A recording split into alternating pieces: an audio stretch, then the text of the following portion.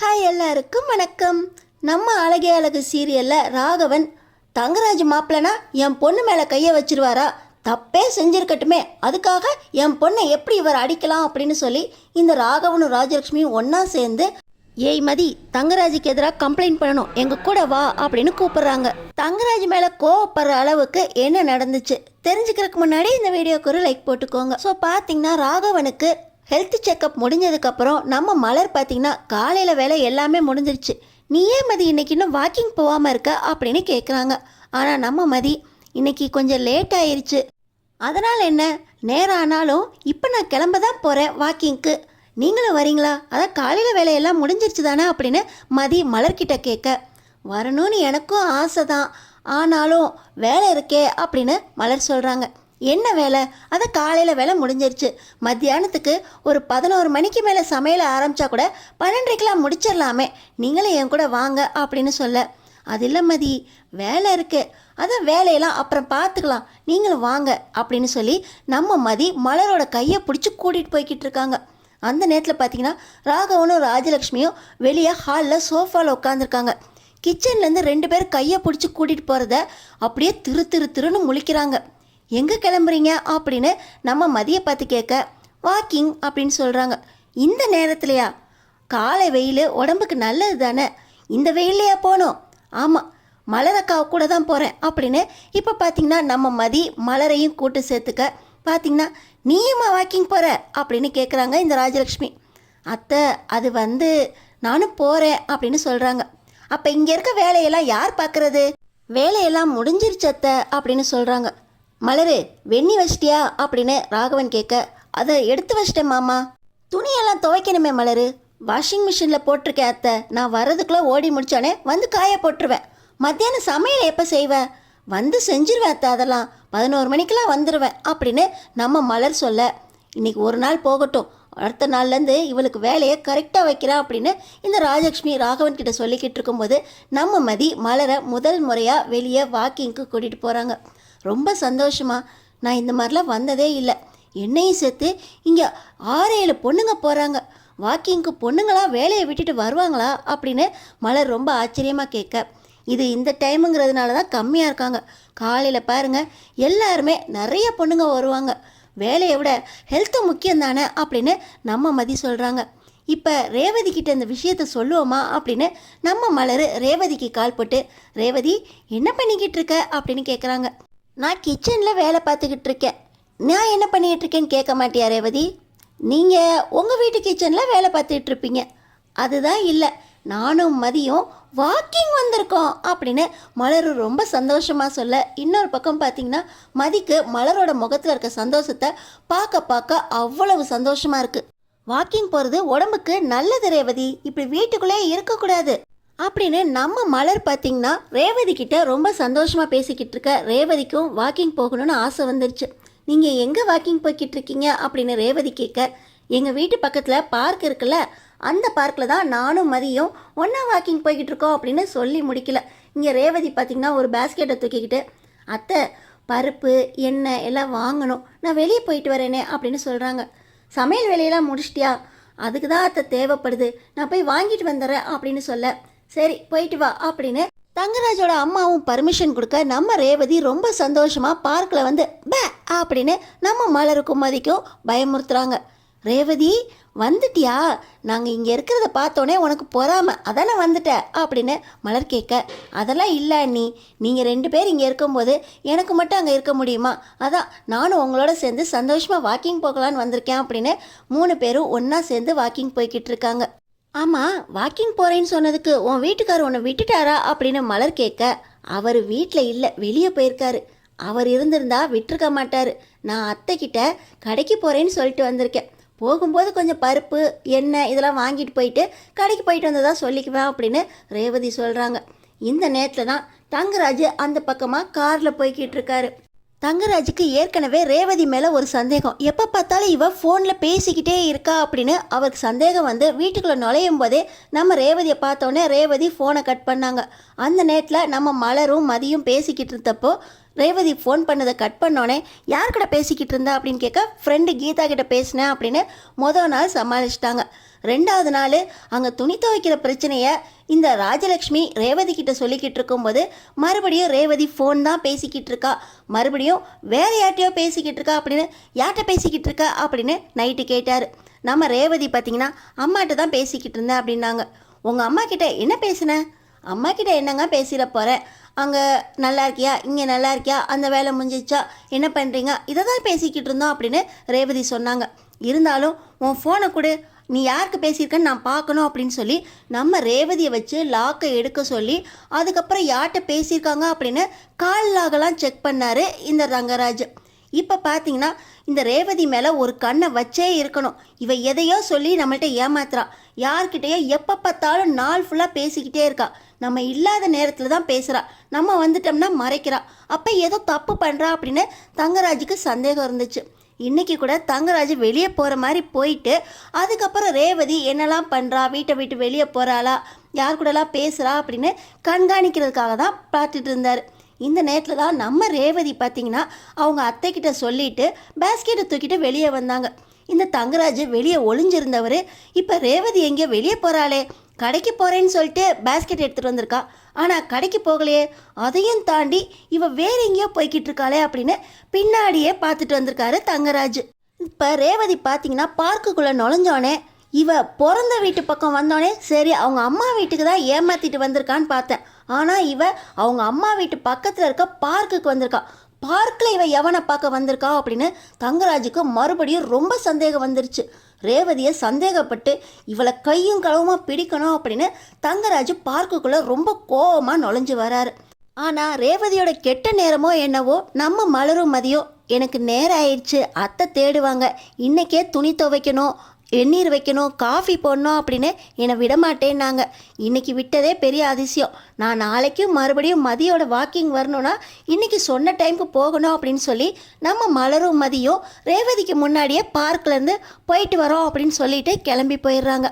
ஆனால் நம்ம ரேவதி பார்த்திங்கன்னா சரி சரி கடைக்கு கிளம்புவோம், போகிறப்ப பருப்பு எண்ணெயும் வாங்கிட்டு போகணும் அப்படின்னு பேஸ்கெட் எடுத்து திரும்புகிறப்ப தான் இந்த தங்கராஜ் ரொம்ப கோபமாக உள்ளே வந்தவர் ரேவதியை ஓங்கி ஒரு அறை விடுறாரு. இந்த பார்க்கில் எவனை பார்க்கடி வந்த அப்படின்னு இந்த ரேவதியை பார்த்து தங்கராஜ் ரொம்ப கோபமாக அந்த பார்க்குக்கே கேட்குற மாதிரி கத்துறாரு. அது என்னங்க, நான் யாரையும் பார்க்க வரலங்க, கடைக்கு போகிறதுக்கு தான் வந்தேன் அப்படின்னு பேஸ்கெட்டை காட்டுறாங்க. கடைக்கு போக வந்தவளுக்கு இந்த பார்க்கில் என்னடி வேலை அப்படின்னு தங்கராஜ் கேட்க, அது பருப்பு எண்ணெய் வாங்குறதுக்கு தான் அத்தைகிட்ட சொல்லிட்டு தான் வந்தேன் அப்படின்னு ரேவதி சொல்கிறாங்க. நான் மறுபடியும் கேட்குறேன், எவன் அது பார்க்கில் பருப்பு எண்ணெயும் விற்கிறான் அப்படின்னு மறுபடியும் தங்கராஜ் ரொம்ப கோவமாக ரேவதி அடிக்கிறாரு. இல்லைங்க, நான் பருப்பு எண்ணெய் வாங்குறதுக்கு தான் வந்தப்போ எனக்கு ஒரு ஃபோன் கால் வந்துச்சு, மலர் அண்ணியும் மதி அண்ணியும் வாக்கிங் போகிறதுக்கு பார்க்குக்கு போகிறேன்னு சொன்னாங்க, அவங்கள பார்க்கலாமேன்னு தான் வந்தேன் அப்படின்னு சொல்கிறாங்க. மலரையும் மதியையும் பார்க்கணுன்னா நீ வீட்டுக்குள்ளே போகணும், பார்க்குக்கு எதுக்கு வரணும், அவங்கள பார்க்குறதுக்கு வீட்டுக்கு போக முடியாதா அப்படின்னு தங்கராஜ் கேட்குறாரு. அது ஒன்றும் இல்லைங்க, அவங்க வாக்கிங் போகிறேன்னாங்க, அவங்களோட சேர்ந்து வாக்கிங் போகலாமேன்னு தான் வந்தேன் அப்படின்னு சொல்கிறாங்க. என்கிட்டே பொய் சொல்கிறியா நீ? எங்கே மலரையும் மதியையும் காணோம், அவங்களோட வாக்கிங் போகிறதா இருந்தால் நீ அவங்களோடலாம் வந்திருக்கணும், எங்கள் அம்மா கிட்ட என்ன சொல்லிட்டு வந்த அப்படின்னு சொல்லி தங்கராஜ் மறுபடியும் ரேவதியோட கழுத்தை பிடிச்சிக்கிட்டே கேட்குறாரு. கூட்டம் எல்லாம் கூடிடுது. என்னப்பா இங்கே அப்படின்னு சொல்லி எல்லாருமே கேட்குறாங்க. இது புருஷன் பொண்டாட்டி பிரச்சனை, நீங்களாம் போங்க அப்படின்னு சொல்லி தங்கராஜ் பார்த்திங்கன்னா ரேவதியோட கையை பிடிச்சி இழுத்துக்கிட்டு காருக்குள்ளே வராரு. எங்கள் அம்மா கிட்ட என்ன சொல்லி வந்த அப்படின்னு சொல்ல, கடைக்கு போகிறேன்னு தாங்க சொல்லிட்டு வந்தேன், இங்கே உங்கள் அம்மா வீட்டு பக்கத்தில் இருக்க கடைக்கு போறியா, பார்க்குக்கு எதுக்கு வந்த அப்படின்னு மறுபடியும் தங்கராஜ் ரேவதியை அடிச்சுக்கிட்டே கேள்வி கேட்குறாரு. ரேவதிக்கு அடி தாங்க முடியாமல் வார்த்தையே வாயில் வரமாட்டேங்குது. நான் கடைக்கு போகிறேன்னு தாங்க வந்தேன், அண்ணியை பார்க்கலான்னு பார்க்குக்கு வந்தேன், உங்கள் அண்ணிங்களை பார்க்குறக்கு வீட்டுக்கு தான் நீ போகணும், பார்க்குக்கு எதுக்கு போனேன், நான் அங்கேயே விசாரிக்கிறேன் அப்படின்னு சொல்லி ரேவதியோட கழுத்தை பிடிச்சிக்கிட்டு காரை ஓட்டிக்கிட்டே இப்போ மலரோட மதியோட வீட்டுக்கு வராரு. இன்னொரு பக்கம் பார்த்தீங்கன்னா இப்போ தான் நம்ம மலரும் மதியும் வீட்டுக்குள்ளே நுழையிறாங்க. இவங்க நுழைஞ்சோடனே, என்னடி அம்மா இந்த மதியோடு சேர்ந்து வாக்கிங் போக ஆரம்பிச்சிட்டியா, வாக்கிங்லாம் முடிஞ்சிருச்சா அப்படின்னு ராஜலட்சுமி கேட்குறாங்க. அது வந்து அத்தை நல்லபடியாகவே முடிஞ்சிச்சு. நீங்களும் நாளைக்கு என் கூட வாக்கிங் வாங்க அத்தை, உடம்புக்கு ரொம்ப நல்லது அப்படின்னு மலர் சொல்கிறாங்க. இது வேற எனக்கா, இங்கேருந்து ரூமுக்கே என்னால் நடந்து போக முடியல, உங்களோட நான் வாக்கிங் வரணுமா? நாளைக்கு நீ போகலாமா போகக்கூடாதான்னு நீ என்னை கேட்டு தான் போகணும் மலர். என்னென்ன வேலை இருக்குன்னு நான் சொல்கிறேன், செஞ்சு முடித்ததுக்கப்புறம் நேரம் இருந்தால் நீ போய்க்கோ அப்படின்னு ராஜலக்ஷ்மி சொல்கிறாங்க. பார்த்திங்கன்னா மதி இவங்க வேலை செய்ய மாட்டேன்னு சொல்லலையே, எல்லா வேலையும் முடிச்சுட்டு தானே போகிறேன்னாங்க. ஒரு மணி நேரம் இவங்க உடம்பு ஹெல்த்துக்காக வாக்கிங் போகக்கூடாதா அப்படின்னு மதி கேட்குறாங்க. அதெல்லாம் இருக்கட்டும், நான் மலர்கிட்ட பேசிக்கிட்டு இருக்கேன், நீ என்ன இடையில வந்துக்கிட்டு இருக்கா அப்படின்னு ராஜலக்ஷ்மி நம்ம மலர்கிட்ட சண்டை போட்டுக்கிட்டு இருக்கும்போது தான் ரேவதியா அடித்து கழுத்தை பிடிச்சி இழுத்துக்கிட்டே தங்கராஜ் வீட்டுக்குள்ளே வராரு. வந்த உடனே மாப்பிள்ள என்னாச்சு, என் பொண்ணோட கழுத்தை எதுக்கு பிடிச்சிக்கிட்டு இருக்கீங்க அப்படின்னு ராஜலக்ஷ்மி பதறி போகிறாங்க. மாப்பிள்ளைங்கிற சவுண்டை கேட்டோடனே ராகவன் உள்ளேருந்து வராரு. அவருக்கு தான் அன்னைக்கு காலையில் பிளட் எடுத்தாங்களே, அதனால் ரொம்ப சோர்ந்து போயிட்டாராம். பிளட்டு ஊறுற வரைக்கும் ரெஸ்ட் எடுக்கணும், ஜூஸ் குடிக்கணும் அப்படிங்கிறதுக்காக மலர் போட்டு கொடுத்த சாத்துக்குடி ஜூஸை குடிச்சிட்டு ரூமில் ரெஸ்ட் எடுத்துக்கிட்டு இருந்தாராம். இப்போ மாப்பிள்ளைன்னு ஒரு சவுண்டு கேட்டோன்னே ரூம்குள்ளேருந்து வாங்க மாப்பிள்ளை அப்படின்ட்டு வராரு. இங்கே வந்து பார்த்தா ரேவதி அழுதுகிட்டு இருக்காங்க. ரேவதியை தங்கராஜ் மாப்பிள்ளை அடிச்சுக்கிட்டு இருக்காரு. இதை கண் கூட பார்த்த உடனே மாப்பிள்ளை என்னாச்சு, என் பொண்ணை என்ன பண்ணிக்கிட்டு இருக்கீங்க அப்படின்னு கேட்குறாரு ராகவன். பார்த்தீங்கன்னா தங்கராஜ் உங்கள் பொண்ணு ஊர் மேய்ஞ்சிக்கிட்டு இருக்கா அப்படின்னு தங்கராஜ் சொல்கிறார். என்ன மாப்பிள்ள சொல்கிறீங்க, நீங்கள் பேசுகிறது என் பொண்ணை பற்றி, என் பொண்ணு அப்படிப்பட்ட பொண்ணு இல்லை அப்படின்னு ராகவன் சொல்கிறார். என்ன மாமா சொல்கிறீங்க, இவ பேஸ்கெட்டை தூக்கிக்கிட்டு எங்கள் அம்மா கிட்ட பொய்ய சொல்லிட்டு உங்கள் வீட்டு பக்கத்தில் இருக்க பார்க்குக்கு வந்திருக்கா. யாரை பார்க்க வந்தா, எவனை பார்க்க வந்தானே நீங்களே கேட்டு சொல்லுங்கள். கடைக்கு போகிறேன் அப்படின்னு எங்கள் அம்மா கிட்ட பொய்ய சொல்லிட்டு இவ்வளோ தூரம் வந்திருக்கா. எங்கள் வீட்டுக்கிட்ட இல்லாத கடையா, மளிகை சாமான் வாங்குறதுக்கு உங்கள் வீடு வரைக்கும் எதுக்கு வரணும்? வீட்டுக்கு வரைக்கும் வந்தவ உங்கள் வீட்டுக்கு வராமல் பார்க்குக்கு எதுக்கு மாமா போனா அப்படின்னு தங்கராஜ் கேட்குறாரு. பார்க்குக்கு வந்தியா ரேவதி, எதுக்கு வந்த அப்படின்னு ராகவன் கேட்குறாரு. அது வந்து அப்பா, மலரணியும் மதியும் பார்க்குக்கு வாக்கிங் போகிறேன்னு சொன்னாங்க, அவங்க கூட சேர்ந்து நானும் வாக்கிங் போகலான்னு தான் வந்தேன். வீட்டில் சொன்னால் விட மாட்டாங்க, அதனால தான் கடைக்கு போகிறேன்னு பொய் சொல்லிட்டு வந்தேன்ப்பா அப்படின்னு ரேவதி சொல்கிறாங்க. பார்த்தீங்களா மாமா, உங்ககிட்டயே பொய் சொல்கிறா, மலரும் மதியம் இங்கே தானே இருக்காங்க, நான் வீட்டுக்குள்ளே நுழையும் போதே பார்த்தேன் அப்படின்னு தங்கராஜ் கேட்குறாரு. பார்த்தீங்கன்னா ராகவன் இல்லை மாப்பிள்ள, என் பொண்ணு பொய் சொல்ல, மலரும் மதியம் வாக்கிங் தான் போயிருந்தாங்க. ஆனால் இவங்க வாக்கிங் போனதுக்கு நீ எதுக்குமா கூட வரணும், இவர்களையே நாளையிலேருந்து போகக்கூடாது அப்படின்னு நான் சொல்லிக்கிட்டு தான் இருந்தேன் அப்படின்னு ராஜலக்ஷ்மி சொல்கிறாங்க. அத்தை, அப்போ வாக்கிங் போகிறதுக்கு தான் ரேவதி அங்கேருந்து கிளம்பி வந்தாளா அப்படின்னு தங்கராஜ் கேட்குறாரு. ஆமாம் மாப்பிள்ள, இந்த காரணத்துக்கா மாப்பிள்ள என் பொண்ணை இப்படி ரோடெல்லாம் அடிச்சுட்டு வந்தீங்க அப்படின்னு ராகவன் கேட்குறாரு. அது வந்து மாமா, இவ போக்கே சரியில்லை மாமா, 3-4 நாளாக ஃபோனில் பேசிக்கிட்டே இருக்கா. அதுவும் நான் வீட்டில் இல்லாத நேரமாக பார்த்து எந்நேரமும் ஒரே ஃபோன் தான். ஃபோனில் யார்கிட்ட பேசுகிறா, என்ன பேசுகிறானே தெரிய மாட்டேங்குது. நான் வீட்டுக்குள்ளே நுழைஞ்சோடனே ஃபோனை கட் பண்ணுறான். அப்போ இவன் மேலே தப்பு இருக்குதானே மாமா? யார்கிட்ட பேசுகிறேன்னு கேட்டால் ஃப்ரெண்டுக்கிட்ட பேசுகிறேன்னு சொல்கிறான். இவன் ஃபோன் எடுத்து செக் பண்ணலான்னு பார்த்தா லாக் பண்ணி வச்சுருக்கா. அந்த லாக்கு கூட என்ன ஐடின்னு தெரில மாமா. ஒரு பொண்டாட்டி, பொறுப்பான பொண்டாட்டி அப்படின்னா புருஷனோட டேட் ஆஃப் பர்த் போட்டிருக்கணும், இல்லை நல்ல அம்மாவாக இருந்தால் தன்னோட குழந்தைங்களோட டேட் ஆஃப் பர்த் போட்டிருக்கணும். ரெண்டையுமே போட்டு பார்த்தேன் மாமா, ஆனால் அந்த லாக்கெலாம் இவ வைக்கல. வேறு யாரோட நம்பரையோ, வேறு யாரோட பிறந்த நாளையோ இவ ஃபோனுக்கு நம்பர் லாக்கில் போட்டு வச்சுருக்க மாமா. இவளை எப்படி நான் நம்ப முடியும் அப்படின்னு மறுபடியும் தங்கராஜ் பார்த்தீங்கன்னா ரேவதி மேலே தப்ப சொல்ல, என்னதான் என் பொண்ணு தப்பே செஞ்சுருக்கட்டும் மாப்பிள்ள, இப்படி பார்க்கில் வச்சு எல்லாரும் முன்னாடி என் பொண்ணை அடித்து அசிங்கப்படுத்துறீங்களே மாப்பிள்ள, ஒரு பொண்ணை அடிக்கிறது தப்பு இல்லையா அப்படின்னு ராகவன் கேட்குறாரு. இந்த நேரத்தில் தான் மதிக்கு அவங்க மனசில் குறுக்க ஆரம்பிச்சிருது. ஒரு பொண்ணை அடிக்கிறது தப்பா? தப்பே செஞ்சிருந்தாலும் பொண்ணை அடிக்கக்கூடாதா? அப்போ என்ன உங்கள் பிள்ளை அடித்தாரே மாமா அப்படின்னு நம்ம மதி கேட்குறாங்க. நீ சும்மா இரு, நீயும் என் பொண்ணு ஒன்றா? என் பொண்ணை நாங்கள் ராணி மாதிரி வளர்த்தோம். என் பொண்ணை நானே கையை நீட்டி அடித்ததில்லை, ஆனால் என் மாப்பிள்ளை என் பொண்ணை நினைக்கிறப்பெல்லாம் அடிக்கிறாரு. உனக்கும் சுரேஷுக்கும் கல்யாணம் நடக்கிறதுக்கு முந்தின நாள் என் பொண்ணை எல்லாரும் முன்னாடி கையை நீட்டி அடித்தார். அப்பயே என் பொண்ணை அடிக்கக்கூடாது அப்படின்னு மாப்பிள்ளைக்கு எச்சரிக்கை பண்ணியிருந்தோம். அதையும் மீறி இன்னைக்கு பார்க்கில் வச்சு எல்லாரும் முன்னாடி அடிச்சிருக்காரு. அது எப்படி மாப்பிள்ளை நீங்கள் என் பொண்ணை அடிக்கலாம்? என் பொண்ணோட கண்ணோலாம் செவந்து போயிருக்கு, இதுக்கு நீங்கள் பதில் சொல்லியே ஆகணும் மாப்பிள்ளை அப்படின்னு ராகவன் சொல்கிறாரு. என்ன மாமா, உங்கள் மாப்பிள்ளைய விட உங்களுக்கு ரேவதி முக்கியமாக போயிட்டாளா? இந்த ரேவதி நீங்கள் டார்ச்சர் பண்ணுவீங்க அப்படின்னு உங்களை பற்றியே என்கிட்ட சொன்னவ மாமா. இருக்கட்டும் மாப்பிள்ள, என் பொண்ணு என்ன வேணால் சொல்லியிருக்கட்டும், தப்பாக சொல்லலையே. நாங்கள் மதிய மலரை வேலை வாங்குகிறோம், அதை தான் இந்த காலத்து பொண்ணுங்க டார்ச்சர்னு நினைக்கிறாங்க. அதே தானே ரேவதியும் நினச்சிருந்தா. வாய் பேச்சு வாயாக இருக்கணும் மாப்பிள்ள. என் பொண்ணை சந்தேகப்பட்டு எல்லாரும் முன்னாடி அடித்தது தப்பு. இதுக்கு நீங்கள் என் பொண்ணுக்கிட்ட மன்னிப்பு கேட்டே ஆகணும் மாப்பிள்ள அப்படின்னு ராகவன் சொல்கிறார். மாமா, தங்கராஜ்கிட்ட பேசிக்கிட்டு இருக்கீங்க. இந்த வீட்டு மாப்பிள்ளை தங்கராஜ், இந்த வீட்டுக்காக ஓடி ஓடி உழைச்சவன் தங்கராஜ். தங்கராஜ் உந்த ரேவதி கிட்ட மன்னிப்பு கேட்கணுமா? ஆமாம் மாப்பிள்ள, என் பொண்ணுக்கிட்ட அடித்தது தப்புன்னு மன்னிப்பு கேளுங்க. என் பொண்ணு தப்பு பண்ணல. அவள் மதியையும் மலரையும் பார்க்கறதுக்கு தான் வந்திருக்கா.